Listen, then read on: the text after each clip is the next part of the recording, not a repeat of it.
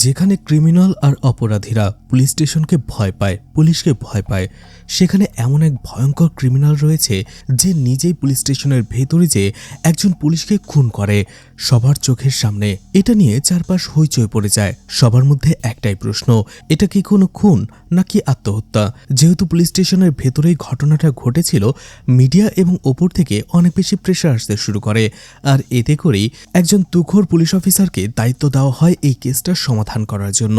শেষ পর্যন্ত কি হয়েছিল? সেই পুলিশ অফিসারকে সত্যি আত্মহত্যা করেছিল নাকি তাকে খুন করা হয়েছিল? আর খুন করলেই কে খুন করলো, কেনই বা খুন করলো, আর কিভাবেই খুন করলো, সেই সব টুইস্ট বের হয়ে আসবে আজকের ইনভেস্টিগেশন থ্রিলার ওয়েব সিরিজে। তো আজ এক্সপ্লেন করতে যাচ্ছি সদ্য মুক্তি পাওয়া ওয়েব সিরিজ কোহেলি। আশা করি ওয়েব সিরিজটি আপনাদের ভালো লাগবে। তো চলুন শুরু করা যাক। ওয়েব সিরিজের শুরুতেই পাহাড়ে ঘেরা শহর কোহেলিকে দেখানো হয়, যেটা সবসময় কুয়াশার চাদরে ঢাকা থাকে। আর এতে করে যখন নতুন করে কোনো মানুষ এখানে আসে, তাদের শ্বাস নিতেই অনেকটা কষ্ট হয়ে যায়, এমনকি সবসময় মাথাও ধরে থাকে। সেই শহরেই 19শে ফেব্রুয়ারি সন্ধ্যা 6:30টায় একটি মেয়েকে তার 11তম অ্যানিভার্সারির ডেকোরেশন করতে দেখা যায়। মেয়েটি অনেক খুশি ছিল। এইদিকে কোহেলির পুলিশ স্টেশনে কনস্টেবল হাতিকে দেখানো হয়, যে অনেক ধার্মিক ছিল, আর এই জন্য সন্ধ্যা হতেই সে আগরবাতি জ্বালাচ্ছিল পুজো দেওয়ার জন্য। ঠিক ওই সময়টাতে তার চোখ পড়ে পাশেরই একটা রুমে। হাতি দেখতে পায় পুলিশ অফিসার রানা সিং এর রুমটা একেবারে এলোমেলো। সে ধীরে ধীরে কাছে যেতেই হতবাক হয়ে যায়, কারণ পুলিশ অফিসার রানা সিং ফাঁসিতে ঝুলছিল, আর সেখানে অনেকগুলো কাগজের ভেতরে ছোট্ট একটা নোট দেখতে পায়, যেখানে লেখা ছিল টাটা। এটা দেখে পুরোপুরি শকড হয়ে যায় হাতি। এদিকে পরের দিন সকালবেলাতে আগুনের মতো ছড়িয়ে পড়ে খবরটা কোহেলির শহরে। মিডিয়ার লোকেরা থানার সামনে এসে অনেক জিজ্ঞাসাবাদ করতে থাকে। অন্যদিকে এই কেসটা দ্রুত সমাধান করার জন্য ডিএসপি অগ্নিকে দায়িত্ব দেওয়া হয়, আর ডিএসপি অগ্নি 20 তারিখ সকালেই, অর্থাৎ আজকের সকালেই শিলিগুড়ি থেকে এখানে চলে আসে আর এই থানার দায়িত্ব নেয়। এরপরেই আমরা সেই রাধিকাকে দেখতে পাই, যে গতকালই তার 11তম অ্যানিভার্সারির ডেকোরেশন করছিল। রাধিকা আর রানার একটা মেয়েও ছিল, যার নাম ছিল রাহি। আর এরই মধ্যে রানা আত্মহত্যা করে। এই রাধিকারা 3 বোন, যার মধ্যে বড় বোনের নাম ছিল দেবিকা।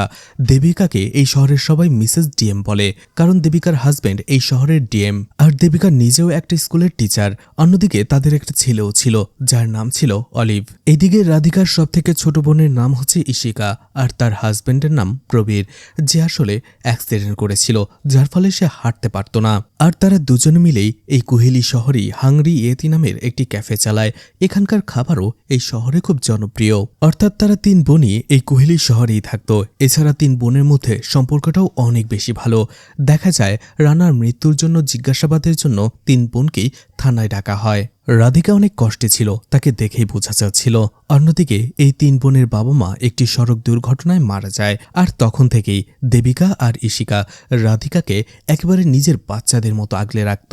এদিকে ডিএসপি অগ্নি এক এক বোনকে এক একভাবে জিজ্ঞাসাবাদ করতে থাকে, এবং তাদের জিজ্ঞাসাবাদ থেকে আমরা জানতে পারি এসপি রানা আসলে তার ওয়াইফ রাধিকাকে অনেক বেশি টর্চার আর হ্যারাস করত। একটা ঘটনায় দেখা যায় তারা একটি পিকনিকে গিয়েছিল, আর সেখানে যাওয়ার পরেই এসপি রানা একটি পাখি শিকার করে, আর সেই পাখিটাকেই রাধিকাকে দিয়ে পরিষ্কার করায় কাটায়, যেখানে রাধিকা পিওর ভেজিটেরিয়ান ছিল।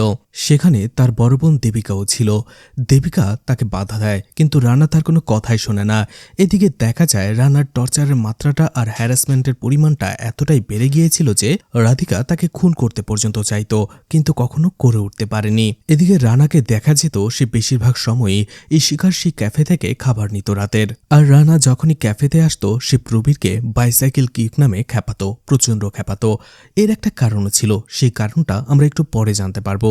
এদিকে দেখা যায় এক রাতে রানা খাবার নিতে এসেছিল, আর খাবার নেয়ার পরে ভুলবশত বা কিছুটা ইচ্ছে করেই প্রবীরের উপরে সেই খাবারের বাটিটা পড়ে যায়। খাবারটা অনেক গরম ছিল, এজন্য ইশিকা অনেক টেনশনে পড়ে গিয়েছিল। সে তাড়াহুড়ো করে প্রবীরকে শান্ত করার চেষ্টা করছিল। ঠিক ওই সময়টাতে দেখা যায় রানার ভেতরে কোনো অনুশোচনা বা অনুতাপই নেই, বরং সে উল্টো প্রবীরের উপরে পানি ঢেলে দেয়। তখন তাদের কথা থেকে আমরা জানতে পারি আসলে প্রবীর একটা সময় ফুটবল খেলতো, কিন্তু কোনো একটা কারণে তার অ্যাক্সিডেন্ট হয়ে পা চলে যায়। আর এরপরে থেকেই রানা এই বিষয়টা নিয়ে তার সাথে অনেক মজা নেয়, আর এতে ইশিকা প্রচণ্ড রেগে যায়। এদিকে দেবিকা যে স্কুলের টিচার ছিলেন, সেই স্কুলের আরও একজন টিচারের সাথে তার একটা ভালোবাসার সম্পর্ক ছিল, আর এটা জেনে ফেলেছিল সেই রানা, এমনকি ছবিও তুলে ফেলেছিল। রানা সেই ছবি দিয়েই দেবিকাকে ইনডিরেক্টলি ব্ল্যাকমেল করতে শুরু করে, তাও সেটা শুধুমাত্র মজা করার জন্য। আর এতে দেবিকা প্রচণ্ড রেগে গিয়ে রানাকে মারার জন্য কাউকে কন্টাক্টও দিয়ে বসে। এভাবেই একের পর এক জিজ্ঞাসার পালা শেষ করে অগ্নি। আর এরপরেই তারা 3 বোন একসাথে থানার বাইরে বের হয়ে আসে আর রানার ডেড বডিটা নিয়ে যায় পোস্টমর্টেমের জন্য। ঠিক তখনই বাইরে বের হতেই সেই ভিড়ের মধ্যে থাকা একজন লোক ছিল সিকেন্দার, যে ছিল রানার বেস্ট ফ্রেন্ড। সে চিৎকার করে বলতে থাকে তার প্রিয় বন্ধুকে মেরেছে সেই ইশিকা। তখনই অতীতের আরও একটা ছোট্ট ফ্ল্যাশব্যাক দেখানো হয়, যেখানে কোনো একটা কারণে ইশিকা চাকু নিয়ে রানার দিকে তেড়ে যায় এবং বলে আমি তোমাকে খুন করব, এবং ইশিকাকে বাধা দিচ্ছিল তারই 2 বোন। অন্যদিকে ওই সময় রানার সাথে ছিল সিকেন্দার। এরপরেই আমাদের আরও একটা ঘটনা দেখানো হয়, ইশিকা কেনই বা রানাকে চাকু দিয়ে মারার চেষ্টা করেছিল। আসলে ইশিকা তার হাজব্যান্ড প্রবীরের জন্য প্রস্থেটিক লেগ অর্থাৎ কৃত্রিম পা আনার ব্যবস্থা করছিল। আর ওই সময়টাতে রানা আর সিকেন্দার মর্নিং ওয়াক করে বাসায় ফেরে। আর সেখানে তারা পুরো বিষয়টা জানার পরে রানা মজা করে বলে আজকে হয়তোবা আমি একটু আস্তে দৌড়েছি, কিন্তু সেটা প্রবীরের থেকে বেশি। আর এভাবেই প্রবীরকে নিয়ে মজা করতে শুরু করে। তখন ইশিকা প্রচণ্ড রেগে যায় আর সেখানেই চাকু দিয়ে রানার উপরে হামলা করতে চায়। ঘটনা বর্তমানে চলে আসে। আসলে এইসব ঘটনার জন্যই সিকেন্দার চিৎকার করে বলছিল যে ইশিকাই রানাকে খুন করেছে। এদিকে দেখা যায় হায়ার অফিসার চলে আসে অগ্নির কাছে আর বলে খুব দ্রুত এই কেসটার সমাধান করতে হবে, কারণ সেই স্টেশন মাস্টার সিকেন্দার এখানে সারা শহরে কথা ছড়াচ্ছে সেই ইশিকাই রানাকে খুন করেছে। অগ্নি জানায় কিন্তু এখনো পোস্টমর্টম রিপোর্টটাই আসেনি। সে হায়ার অফিসার বলে তাড়াতাড়ি করো, নয়তোবা এই কেসটা তার হাত থেকে চলে গেলে তাকে ট্রান্সফার করা হবে। অগ্নি বলে সে খুব দ্রুতই এই কেসটার সমাধান করে ফেলবে। এদিকে দেখা যায় আবারও একটা আগের ঘটনা দেখানো হয় যে আসলে প্রবীরের সাথে কি হয়েছিল। প্রবীর আসলে খুব ভালো একজন ফুটবলার ছিল। সেই রাতে প্রবীর এবং তার টিম একটা টুর্নামেন্ট জেতে, আর সেই ম্যাচে প্রবীর ম্যান অব দ্য ম্যাচও হয়েছিল। এমনকি প্রবীরের খেলা অনেক বেশি ভালো হয়েছিল। এমনকি দেবিকার হাজব্যান্ডের কাছে সিএম এর ফোনও আসে। সেই সিএম প্রবীরের সাথে পার্সোনালি মিট করতে চেয়েছিল। এমনকি মুম্বাইয়ের একটা টিম থেকে প্রবীরকে হায়ারও করতে চেয়েছিল। আর এটাই সেখানে সবাই সেলিব্রেট করছিল। কিন্তু এই বিষয়টা রানার একদমই হজম হচ্ছিল না, কারণ সেখানে সবাই রানাকে বাদ দিয়ে প্রবীরের প্রশংসা করছিল। আর এই জন্য ওই অবস্থাতে খাবার টেবিল থেকে সে প্রবীরকে উঠিয়ে নিয়ে আসে আর বলে তাকে পুলিশ স্টেশনে আসতে হবে, তার ট্রফিটা নিয়ে সব পুলিশ অফিসারদের সাথে একটা ফটো তুলতে হবে। এমনকি এসএসপি স্যারও প্রবীরের জন্য অপেক্ষা করছিল। যদিও সবাই তাকে নিষেধ করেছিল, কিন্তু রানা শোনেনি। রানা ড্রাইভ করে প্রবীরকে নিয়ে যাচ্ছিল, যদিও রানা মদ খেয়েছিল, নেশাগ্রস্ত ছিল। আর তখনই গাড়ির একটা অ্যাক্সিডেন্ট হয়। এরপরেই ইশিকার কাছে কল আসে, বলা হয় প্রবীরের মারাত্মক একটা অ্যাক্সিডেন্ট হয়েছে, যার ফলে তার 2 পাই কেটে বাদ দিতে হয়েছে। অথচ এত বড় দুর্ঘটনায় রানার কিছুই হয়নি। এই জন্য সবাই সন্দেহ করছিল প্রবীর এই দুর্ঘটনার পেছনে রানারই হাত রয়েছে। আর এই ইশিকা সবসময় রানাকে প্রবীরের এই অবস্থার জন্য দায়ী করে। এরপরে বর্তমানে দেখা যায় দেবিকা তার বোন রাধিকার সাথে তাদের ছোট্ট মেয়েটাকে নিয়ে বসেছিল। সেখানে তারা দুজনেই বসে বসে ভাবছিল আসলে রানাকে খুন করার প্রত্যেকের আলাদা আলাদা মোটিভ ছিল। এরপরেই দেখা যায় ইশিকা বাজার থেকে বাড়ি ফিরছিল, কিন্তু সেই সিকেন্দার পুরোটা পথ ইশিকার পিছু পিছু আসছিল তাকে ফলো করে। ইশিকা বাসায় ফেরে এবং রাধিকাকে সবকিছু খুলে বলে আর বলে পুরো কোহলি শহরের মানুষ মেনে নিয়েছে যে রানা সুইসাইড করেছে, শুধুমাত্র এই সিকেন্দারই মেনে নিচ্ছে না যে সে সুইসাইড করেছে। তার ধারণা আমি তাকে খুন করছি। এদিকে রাধিকাকে দেখা যায় সে তার বাসার বড় বড় ছুরিগুলো লুকিয়ে রাখছিল। তার মনে ভয় ছিল যদি পুলিশ এগুলোকে প্রমাণ হিসেবে ব্যবহার করে। আর এই বিষয়টা রাধিকার কাজের লোকও খেয়াল করে। এদিকে দেখা যায় রাতের বেলা অগ্নি যখন থানা থেকে বের হচ্ছিল, তখনই সে দেখতে পায় সামনে একটা গাছের মধ্যে কিছু একটা নড়াচড়া করছিল। যদিও তার একটু সন্দেহ হয়, কিন্তু সে চেক করে না। আর তখনই দেখা যায় সেখানে আসলে গাছের আড়ালে হুডি পরা একটা লোক অগ্নির উপরে নজর রাখছিল। এদিকে রানা আসলে গডে বিশ্বাস করত না, আর এই জন্য তার শেষক্রিয়ার ব্যবস্থা না করে রানার জন্য একটা মেমোরিয়ালের ব্যবস্থা করা হয়, যেখানে সবাই রানাকে মনে করবে এবং তার উদ্দেশ্যে কথা বলবে। এদিকে দেখা যায় ইশিকা তো রানার নামে একটা খাবারের নাম দিয়ে দেয়। আসলে রানা সেই খাবারটা তারই ক্যাফে থেকে বারবার খেত, আর এই জন্য সেই খাবারটাকে ইশিকা তার ক্যাফের রানা স্পেশাল হিসেবে নাম দিয়ে দেয়। সেই মেমোরিয়ালে দেখা যায় আরও একজন লোক এসেছিল, আর সে এই কুহিলি শহরের একমাত্র মদের দোকানের মালিক। সে কাঁদছিল কারণ রানা তার দোকানের রেগুলার কাস্টমার ছিল। এদিকে দেখা যায় সেই মেমোরিয়ালে অগ্নি এবং তার টিম চলে আসে, আর সেখানে তারা সিকান্দারকে অ্যারেস্ট করে। কারণটা হচ্ছে 19 ফেব্রুয়ারি বিকেল বেলাতে রানাকে শেষবারের মতো সিকান্দারের সাথেই দেখা গিয়েছিল। এদিকে আমরা আরও একটা ঘটনা জানতে পারি। সেই দিন সন্ধ্যায়, অর্থাৎ রানা যেদিন মারা গিয়েছিল, দেবিকার বাড়িতে পুলিশ ভেরিফিকেশনের পরে একটা পার্টিও ছিল, কিন্তু দেখা যায় রানা সেটা স্কিপ করে বাসায় যাবার উদ্দেশ্যে রওনা হয়েছিল, কারণ আজকে তার অ্যানিভার্সারি ছিল। রাধিকা তাকে বাড়িতে যেতে বলেছিল। এদিকে দেখা যায় অগ্নি তাদের 3 বোনের সাথে একসাথে কথা বলছিল, আর বলছিল এটা কোনো আত্মহত্যা নয়, বরং পোস্টমর্টম রিপোর্টে এসেছে রানাকে কেউ খুন করেছে। আর এতে তারা 3 জনই একটু ভয় পেয়ে যায়। অগ্নি তাদের প্রশ্ন করে 19 ফেব্রুয়ারি বিকেল 5টা থেকে সন্ধ্যা 7টা পর্যন্ত তারা কে কোথায় ছিল। রাধিকা বলে সে একটি পাখি কাটছিল খাবার জন্য, যদিও সে সেটা করছিল না। এদিকে দেবিকা বলে সে পার্টির অ্যারেঞ্জমেন্ট করছিল, কিন্তু দেখা যায় আদতে সেও সেটা করছিল না।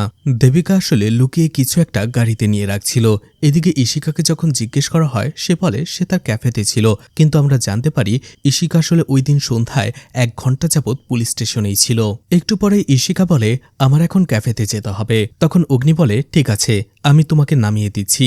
যেতে যেতে অগ্নি ইশিকাকে ইনডিরেক্টলি বলছিল আসলে ব্যাপারটা হচ্ছে সে সবার নাম লিস্ট করবে যাদের কাছে রানাকে মারার ক্লিয়ার মোটিভ ছিল।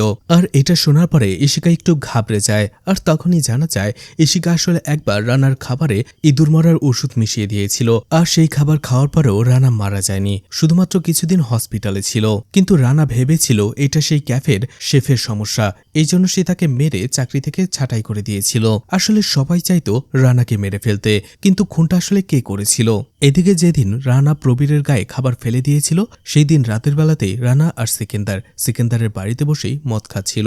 আর সেখানে তাদের কথা থেকে আমরা জানতে পারি রানা প্রবীরকে একদমই দেখতে পারত না। তার প্ল্যান ছিল ইশিকার সাথে প্রবীরের ডিভোর্স করিয়ে ইশিকার সাথে সিকান্দারের বিয়ে দেবে। আর এই বিষয়টাই সেখানে এসে শুনে ফেলে ইশিকাও তখন মাতাল ছিল, মদ খেয়েছিল। আর সেখানে খাবার ফেলা এবং ইশিকাকে এই সিকান্দারের সাথে বিয়ে দেবার ব্যাপারটা নিয়ে সে প্রচন্ড রেগে গিয়ে রানাকে জুতো দিয়ে চড় মেরেছিল, আর যেটা রানার জন্য অনেক অপমানজনক ছিল। কিন্তু ইশিকার এই ব্যাপারে কোনো হুঁশই ছিল না। জুতো মারার পরে সে সেখানেই অজ্ঞান হয়ে গিয়েছিল। ঘটনা বর্তমানে চলে আসে, যেখানে হায়ার অফিসার কুমার অগ্নিকে জিজ্ঞেস করে ইনভেস্টিগেশন কত দূর পর্যন্ত গিয়েছে।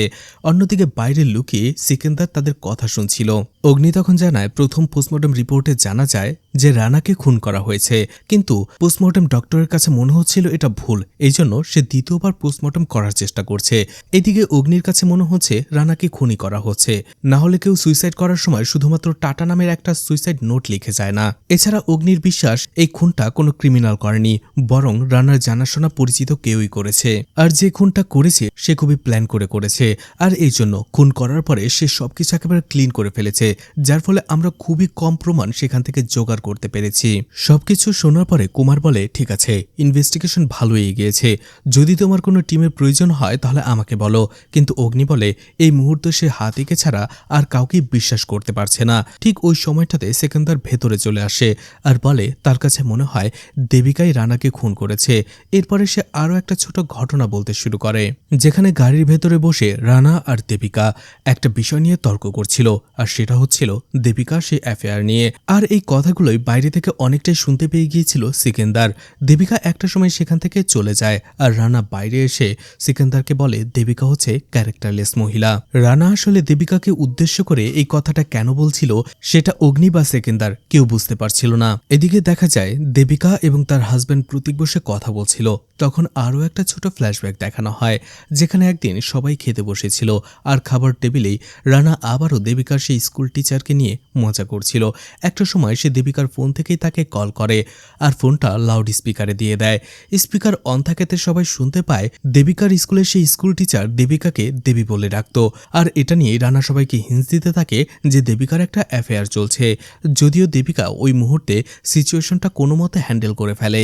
যদিও দেবিকার এখানে একটা প্রবলেম ছিল, কিন্তু তাছাড়াও রানা ইশিকা এবং রাধিকাকেও ছাড়ত না কখনো এভাবে হ্যারাস করতে, আর এই জন্য সবাই রানার প্রতি খুবই বিরক্ত ছিল। ঘটনা বর্তমানে চলে আসে। প্রতীক দেবিকাকে বলে তার একটা মিটিং রয়েছে, 4 দিনের জন্য তাকে দিল্লিতে যেতে হবে।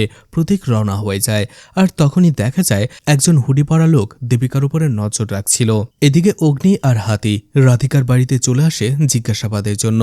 সেখানে রাধিকাকে অগ্নি বলে সেই চাকু মারার ঘটনাটা। তখন রাধিকা বলে আসলে ইশিকা তার দিকে চাকুটা উঠিয়েছিল অন্য একটা কারণে, আর সিচুয়েশনটা তখন একেবারেই আলাদা ছিল। এরপরেই অগ্নি জিজ্ঞেস করে ইশিকা যেদিন রানাকে জুতা মেরেছিল। এটা শুনে রাধিকা একটু অবাক হয়ে যায়, কারণ এই ঘটনাটা সে জানতো না। রাধিকা এরপরে মনে করে সেই রাতে আসলে রানা যখন বাসায় ফিরেছিল, রাধিকা তাকে বারবার জিজ্ঞেস করছিল তার মুখে আঘাতের চিহ্ন কেন, আর এটা জিজ্ঞেস করতেই রানা প্রচন্ড রেগে যায় এবং উল্টো রাধিকাকেই মারধর করতে শুরু করে। এদিকে দেখা যায় রাধিকা প্রচন্ড ভয় পাচ্ছিল, এমনকি তার মেয়ের পেন্সিল বক্সে যে একটা নোট ছিল সেটাও সে লুকিয়ে ফেলে। এদিকে রাধিকা অগ্নিকে বলে সিকেন্দারের কথায় যাতে সে বিশ্বাস না করে, কারণ এই শহরের সবাই জানে সিকেন্দার একটা পাগল। আসলে তার স্ত্রী তার কাছ থেকে চলে যাওয়ার পরেই তার মানসিক ভারসাম্য সে অনেকটাই হারিয়ে ফেলেছে। একদিন মার্কেটে শুধুমাত্র একজন ট্যাক্সি ড্রাইভারকে মারধর করছিল। সে বলছিল সেই ট্যাক্সি ড্রাইভার নাকি তার স্ত্রীকে নিয়ে চলে গেছে। সিকেন্দার আসলে সরকারি অফিসার ছিল বলেই তাকে পাগলাগারদে পাঠানো হয়নি, না হলে অনেক আগেই সে পাগলাগারদে চলে যেত। এরপরেই 19 তারিখের আরও একটা ঘটনা দেখানো হয়। যেদিন রানা অফিসে যাওয়ার সময় রাধিকা তাকে একটা ঘড়ি গিফট করে অ্যানিভার্সারি উপলক্ষে। রানা জানতো রাধিকা এই টাকাটা হয়তো রানার কাছ থেকেই নিয়েছে, আর এই জন্য সে তাকে খোঁচা মেরে বলে, বাহ, নিজের টাকা দিয়ে নিজেরই গিফট পেতে অনেক ভালোই লাগে। অর্থাৎ সে কোনো কিছু অ্যাপ্রিসিয়েট করতো না, উল্টো দোষ ধরার চেষ্টা করতো সবসময়। এটা শুনে অগ্নি অবাক হয়ে যায়, কারণ রানার ডেড বডি থেকে কোনো ঘড়ি পাওয়া যায়নি। এরপরে রাধিকা ওয়েবসাইটে যেয়ে সেই ঘড়িটা দেখিয়ে দেয় যেটা রানার হাতে ছিল ওই দিন। অগ্নি জিজ্ঞেস করে তার বাকি 2 বোনের প্রতি রাধিকা কি সন্দেহ করে। রাধিকা বলে একেবারেই না, কারণ তার বাকি 2 বোন কখনোই এমন কিছু করতেই পারে না যেখানে রাধিকা কষ্ট পায়। তখনই আমরা দেখতে পাই গাড়ির ভেতরে থাকা একটা বক্সের ভেতরে রানা সেই ঘড়িটা, আর এই গাড়িটা ছিল দেবিকার। কিন্তু দেবিকার গাড়িতে ঘড়িটা কিভাবে এলো সেটা এখন পর্যন্ত জানা যায়নি।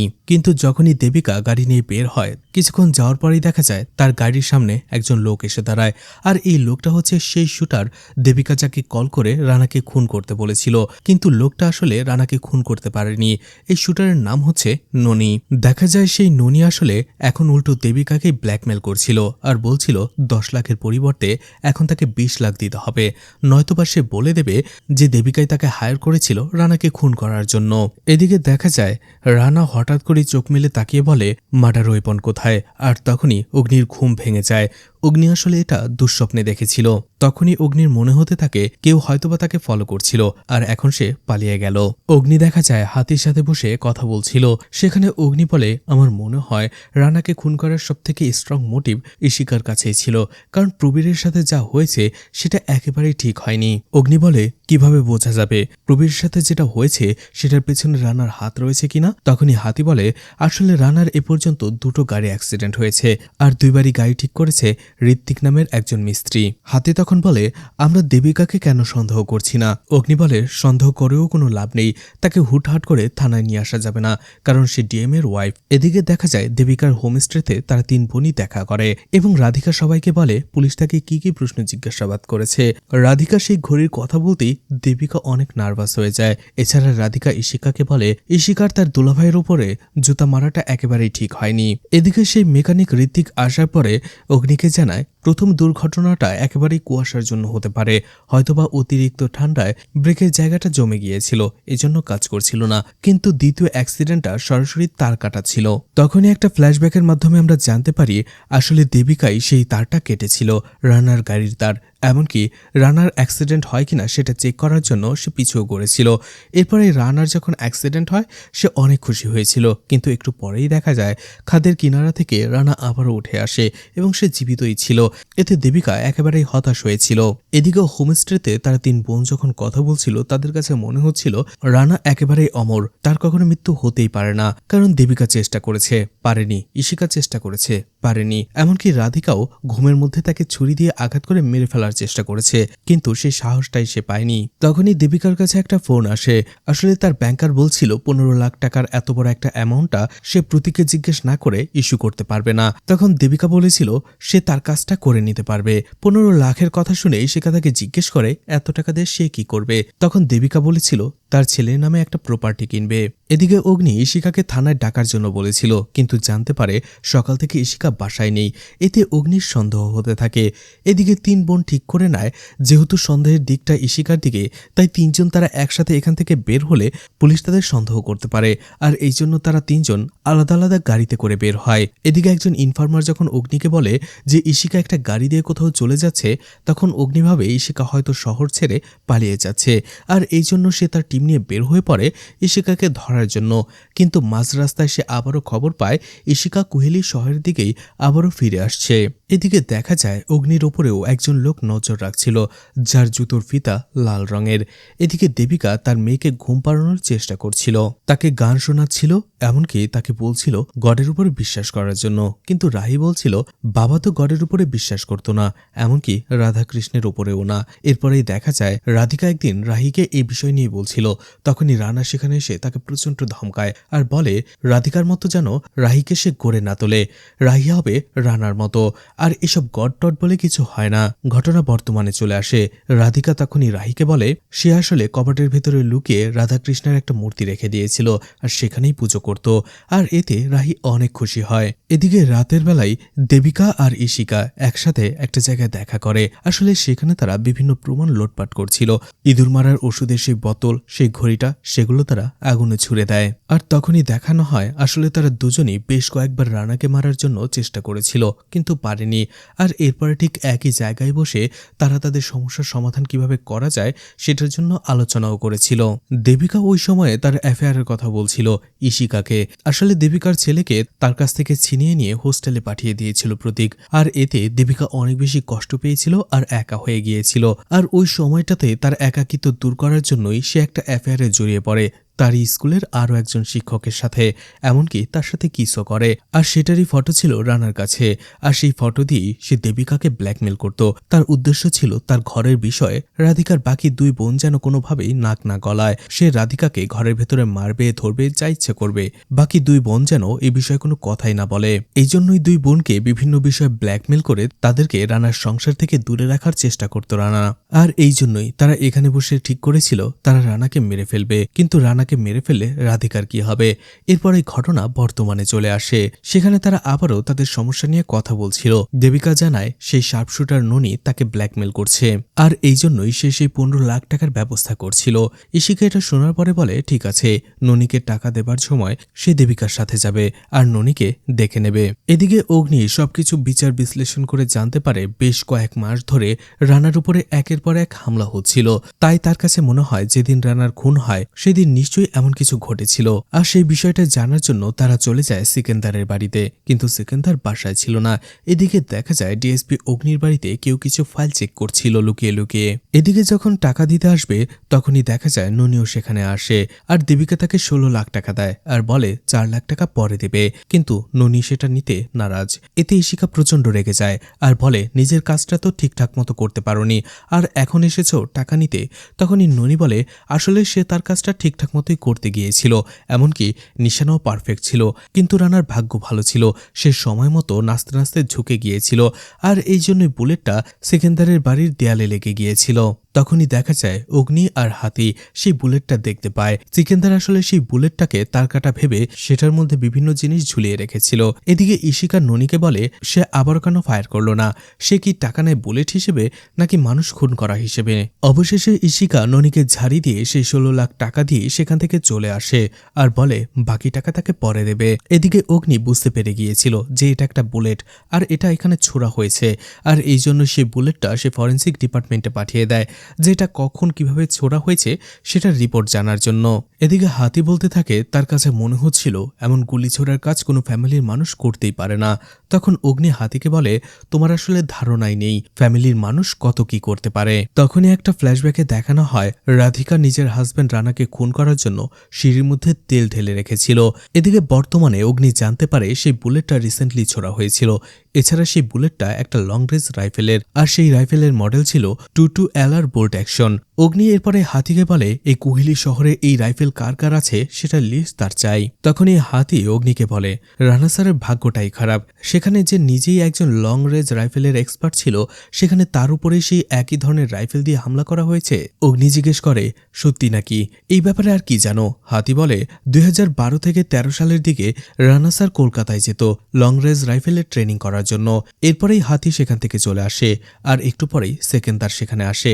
আর সেকেন্দার জানায় আসলে সে তার বন্ধুর মৃত্যুর কষ্ট ভুলতেই পিটারের সাথে বসে বসে রাতভর মদ খেয়েছে, আর এই জন্যই অগ্নি আর হাতি তার বাসায় যেয়ে তাকে খুঁজে পায়নি। এদিকে অগ্নি যখনই সেই গুলির ব্যাপারটা সেকেন্দারকে বলে সে অনেক বেশি উত্তেজিত হয়ে যায় আর বলে সেই ট্যাক্সি ড্রাইভারই হয়তোবা এই বুলেটটা ছুঁড়েছে তাকে মারার জন্য। আসলে এই ট্যাক্সি ড্রাইভারের সাথে তার ওয়াইফের একটা অ্যাফেয়ার চলছিল। আর তখনই অগ্নি তাকে শান্ত করে বলে এটা রানাকে মারার জন্যই ছোড়া হয়েছিল।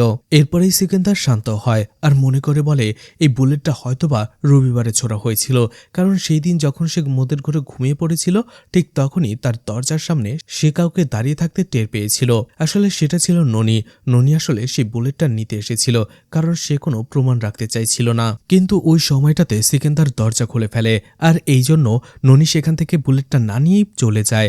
আর এই জন্য সিকান্দারের মনে হতে থাকে সেখানে কেউ আসলে তার কাটা গেঁথে গেছে।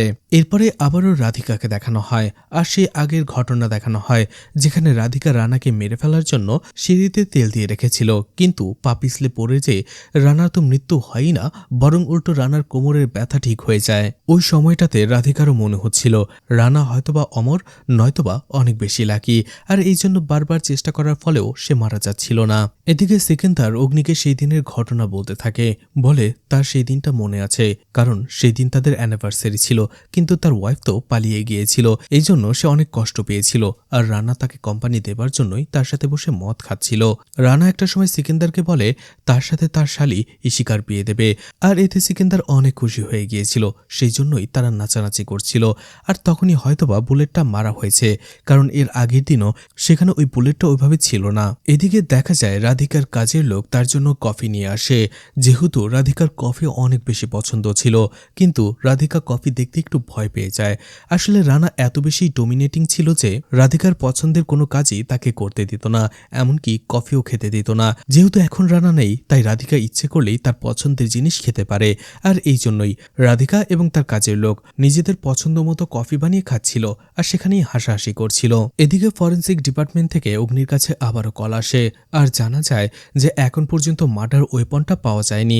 এছাড়া সেই বুলেটটা এক্সাক্ট কোন রাইফেল থেকে কোথা থেকে ছোড়া হয়েছে সেটাও জানা যাচ্ছে না, শুধুমাত্র রাইফেলের মডেলটা জানা গেছে। এদিকে রাধিকা এবং তার বাড়ির কাজের লোক একটা ঝুড়ির ভেতরে রশি দেখতে পায় আর সেটা দেখে তারা দুজনেই অবাক হয়ে যায়। কাজের মেয়ে বলে এই রশিটা এখানে কি করে আসলো? তখনই আবারও দেবিকাকে দেখানো হয়। দেবিকা বাড়ি ফিরে আসার পরেই তার হাজব্যান্ড প্রতীক তাকে কল করে আর বলে রাধিকা এবং রাহি দুজনের জীবনই হয়তোবা বিপদে রয়েছে, কারণ খুনির কাছে একটা রাইফেল রয়েছে। তাই প্রতীক নিজে প্রশাসনকে চাপ দিয়ে রাধিকার সিকিউরিটির ব্যবস্থা করেছে, এমনকি রাহিকে কয়েকদিন স্কুলে যেতেও মানা করেছে। আর দেবিকাকে সে বলে রাধিকার কাছে যেয়ে থাকার জন্য। এই সবকিছু শুনে দেবিকা অনেক ভয় পেয়ে গিয়েছিল, কারণ সেই শুটার তো সে নিজেই হায়ার করেছিল। এদিকে প্রতীক বলছিল সে প্রশাসনকে আরও বেশি প্রেশার দেবে যাতে করে সেই শুটারকে তাড়াতাড়ি ধরে ফেলা হয় এবং এই কেসটার সমাধান করা হয়। এতে দেবিকা আরও বেশি নার্ভাস হয়ে পড়ে। এদিকে অগ্নি জানতে পারে এই কুহেলি শহরে শুধুমাত্র 4 জনের কাছেই সেই ধরনের রাইফেল রয়েছে, যার মধ্যে একজন ছিল এসপি রানা। অগ্নি আর হাতি চলে আসে রানার বাড়িতে, আর তখনই সে দেখতে পায় সেই রশি দিয়ে রাধিকা এবং তার কাজের লোক কাপড় শুকো দিচ্ছে। রশিটা দেখার সাথে সাথেই অগ্নির মনে পড়ে যায় ঠিক একই রকম রশি দিয়ে রানাকে ফাঁসিতে ঝোলানো হয়েছিল। অগ্নি রাধিকাকে বলে এই রশি সে কোথায় পেল, আর তখনই কাজের মহিলা মিথ্যে বলে যে আজকে এই রশি সে নিয়ে এসেছে, অর্থাৎ তারা নিশ্চয়ই কিছু না কিছু জানে যেটা তারা লুকাচ্ছে। এদিকে রাধিকা ইশিকাকে নিয়ে একটু দূরে আসে আর সে ননিকে কল করে, কিন্তু সে কলটা নিজের মোবাইল থেকে নয় বরং তার শাশুড়ির মোবাইল থেকে করে, যেটা একেবারেই ইউজ হয় না। এদিকে ননিকে দেখা যায় ওই সময়টাতে সেই মদের দোকানের মালিক পিটারের সাথে ছিল, সেখানে বসে মদ খাচ্ছিল। সেই পিটার ননির জন্য আরও যখন মদ নিয়ে আসতে যায় ঠিক ওই সময়টাতে দেবিকার কল আসে। কলটা রিসিভ করতেই দেবিকা তাকে বলে এই শহর থেকে সে যেন পালিয়ে যায়, পুলিশ তাকে খুঁজছে, কারণ সেই বুলেট পুলিশ পেয়ে গেছে এবং সেটার মডেলও তারা জানতে পেরে গেছে। তখনই ননি হাসে আর বলে সে এত কাঁচা কাজ করে না, আসলে সেই রাইফেলটা তার নয়, বরং এসপি রানার। আসলে এসপি রানার বাড়ি থেকেই তার রাইফেল চুরি করে তাকে মারার জন্য গুলি করেছিল এই ননি। যদি কারো ফাঁসারি হয় তাহলে তার বোন রাধিকা ফাঁসবে, সে নয়। আর এখন তাকে আরও 14 লাখ দিতে হবে, আগের বাকি 4 লাখ, আর এখনকার নতুন যে ঘটনা ঘটেছে সেই বিষয় নিয়ে চুপ থাকার জন্য আরও 10 লাখ। আর এই টাকাটা দেবার জন্য তাকে মাত্র 48 ঘন্টার সময় দেয় ননি। এদিকে দেবিকা আর ইশিকা তারা দুজনেই ঠিক করে আজকে রাতেই তারা রাধিকাকে সবকিছু বলে দেবে যে তারা রানাকে মারার জন্য কি কি করছে। যেহেতু তারা মিথ্যাটাকে আর বয়ে বেড়াতে পারছে না, কিন্তু তাদের ভয় হচ্ছিল সবকিছু শোনার পরে হয়তো তারা তাদের বোন রাধিকাকে হারিয়ে ফেলবে, রাধিকা তাদের থেকে দূরে চলে যাবে। এদিকে অগ্নি রাধিকার কাছে সেই রাইফেলের ব্যাপারটা জানতে চায়। তখন রাধিকা রাইফেলটা এনে দেয় আর বলে রানা যখন ড্রাগস স্মাগলারদের ধরেছিল তখন তার কলিগরা খুশি হয়ে রানাকে এটা উপহার দিয়েছিল, আর রানা এটার অনেক বেশি যত্ন করত। অগ্নি আরো কিছু প্রশ্ন করতেই যাবে তখনই দেখা যায় সেখানে আরো 2জন কনস্টেবল এসে গিয়েছিল রাধিকা আর রাহিকে পাহারা দেবার জন্য, যেমনটা প্রতীক বলেছিল। এই জন্য অগ্নি আর কিছু না বলে সেখান থেকে চলে আসে। এদিকে অগ্নি রাতের বেলা যখনই বাড়ি ফিরে তখনই সে হাতের সাথে ফোনে কথা বলছিল। সে বলছিল 19 তারিখে ইশিকার লোকেশন এবং রাইফেলের একটা রিপোর্ট, এই দুটো পেলেই সে খুনের কেসটা সমাধান করে ফেলতে পারবে। আর যখনই সে বাসায় ফেরে অগ্নি দেখতে পায় ঘরে ঢুকেই পুরো ঘর এলোমেলো হয়ে রয়েছে, অর্থাৎ ঘরটা কেউ সার্চ করেছে। আর তখনই অগ্নির পেছনে মুখোশ পরা একজন লোক এসে দাঁড়ায় আর অগ্নির মাথায় আঘাত করে সেখান থেকে পালিয়ে যায়। আর এই লোকটা সেই লোকটা ছিল যে অগ্নিকে ফলো করত, যার জুতোর ফিতে লাল। এদিকে দেবিকা আর ইশিকা রাধিকার সাথে দেখা করে আবারও সেই হোম স্টেতে, আর দুই বোনই রাধিকাকে সবকিছু খুলে বলে যে রানাকে তারা কয়েকবারই শেষ করার চেষ্টা করেছে কিন্তু সফল হয়নি। তখন রাধিকাও স্বীকার করে সেও রানাকে মারার জন্য অনেকবার চেষ্টা করেছে কিন্তু সফল হয়নি। এদিকে পরের দিন সকালবেলাতে হাতি এবং আরও একজন কনস্টেবল অগ্নির বাড়িতে আসে আর অগ্নিকে অজ্ঞান অবস্থায় পড়ে থাকতে দেখে। অগ্নিকে একটু পরেই জাগিয়ে তুললে অগ্নি বলে সিকিন্দারকে এখনই উঠিয়ে নিয়ে আসো। এদিকে দেবিকা আর ইশিকা প্রমিস করে যে করেই হোক তারা রাধিকাকে আগলে রাখবে। এদিকে অগ্নির কাছেও রিপোর্ট চলে এসেছিল, সেই রাইফেলটা চালানোর আনুমানিক ডেটটাও সেই 19 তারিখের কাছাকাছি। এছাড়াও ইশিকা 19 তারিখে 1 ঘন্টা যাবৎ থানার ভেতরেই ছিল সন্ধ্যার দিকে। তখনই তারা ঠিক করে নেয় ইশিকাকে ধরতে যাবে। ওই সময়টাতে সেখানে পিটার চলে আসে আর বলে সে আসলে মদ খাচ্ছিল। তখনই সে ননিকে কারোর সাথে কথা বলতে শুনে, তখনই তার কথা শুনে সে জানতে পারে ননি আসলে মিসেস ডিএমকে ব্ল্যাকমেল করছিল আর সেটা সে রেকর্ডও করে এনেছে। অগ্নি এটা দেখার পরেই বুঝতে পারে এই ননি হয়তোবা নিশ্চয়ই কিছু জানে। এই জন্য অগ্নি এবং তার টিম অনেক ধাওয়া করার পরে অবশেষে তারা ননিকে অ্যারেস্ট করতে পারে। ননি বলে তার বিরুদ্ধে এমন কোনো প্রমাণ নেই, তাই সে মুখও খুলবে না, আর এখানে খুললেও আদালতে যে সে অস্বীকার করবে। এরপরেই ননি আরও একটা ইনফরমেশন দেয় দেবিকার ব্যাপারে আর বলে দেবিকা আর নিলয় অর্থাৎ তার স্কুলের সেই শিক্ষক তাদের মধ্যে অ্যাফেয়ার চলছিল আর তারা দুজন মিলে প্ল্যান করছিল দেবিকার হাজবেন্ড ডিএম প্রতীককে সে ছেড়ে দেবে এবং তারা অন্য কোথাও চলে যাবে। কিন্তু দেবিকা এতে কোনোভাবেই রাজি হচ্ছিল না। দেবিকা নিলয়কে বলেছিল সে হয়তো একাকিত্বের তাড়নায় নিলয়ের সাথে অ্যাফেয়ারে জড়িয়ে পড়েছে, কিন্তু সে বুঝতে পেরেছে এটা তার ভুল হয়েছে আর এই জন্যই এই সম্পর্কটা সে এখানেই ইতি টানতে যাচ্ছে। আর এরপরেই নিলয় কোহলি শহর ছেড়ে চলে গিয়েছিল। ননির কাছে মনে হতে থাকে দেবিকা আর নিলয় মিলেই রানাকে খুন করেছে, কারণ রানা তাদের এই বিষয়টা জানত। যেহেতু ননির বিরুদ্ধে তেমন কোনো প্রুক্ত প্রমাণ ছিল না, তাই ননিকে বাধ্য হয়ে সেখান থেকে চলে যেতে দেওয়া হয়। ননি আসলে সেই হুডি পরার লোক ছিল যে আসলে অগ্নি এবং দেবিকা সবার উপরে নজর রাখছিল। এদিকে অগ্নি তার সন্দেহের লিস্ট থেকে রাধিকাকে বাদ দেয়। দেবিকা আর ইশিকাকে সে প্রাইম সাসপেক্ট হিসেবে ধরে নেয়। ঠিক তখনই দেখা যায় ঘরের সবগুলো নোট রাধিকা পুড়িয়ে ফেলছিল, কারণ ঠিক একই রকম একটা নোট রানার লাশের পাশেও পাওয়া গিয়েছিল। এরপরেই দেখা যায় দেবিকা আর ইশিকাকে থানায় নিয়ে আসা হয় তাদের জিজ্ঞাসাবাদ করার জন্য। এটা খবর পেয়ে রাধিকাও সাথে সাথে থানায় চলে আসে আর অগ্নিকে বলে আমি সবকিছু খুলে বলছি। দেবিকা আর ইশিকা তাকে বাধা দেয়। ঠিক ওই সময়টাতে কুমার সেখানে চলে আসে আর অগ্নিকে তার ইনভেস্টিগেশন বন্ধ করতে বলে, আর সেখানে সেকেন্দারও চলে আসে। আর এখান থেকেই আরও একটা টুইস্টে রিভিল হয় এই সেকেন্দার আসলে কোনো রেলওয়ে স্টেশনের মাস্টার নয়, বরং সে এই থানারই নতুন এসএসপি, কিন্তু সে ছদ্মবেশে এসপি রানা রানার কেসটা ইনভেস্টিগেশন করছিল।